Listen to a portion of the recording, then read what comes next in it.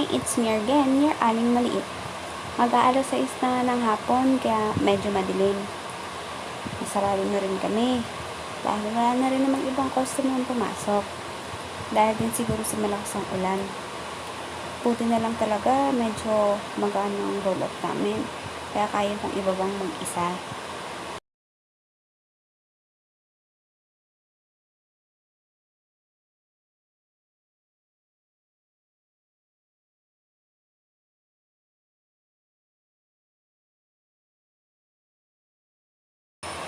Matapos ko ang ilak, nagsuot muna ako ng relo bago umalis.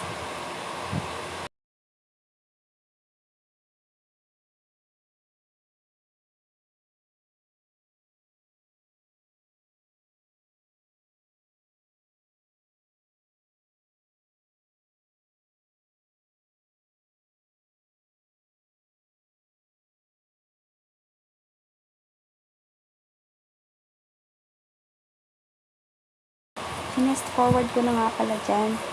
Pasensya na kayo kung medyo malipit yung camera. Medyo malakas kasi yung ambon eh.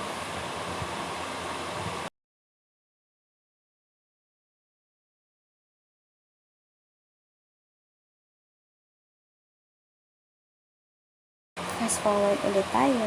So ayan, kung makikita ninyo, medyo makulimlim at medyo maliwanag naman ang langit. Nagpasilong na nga muna ako dahil sa lakas ng ambon.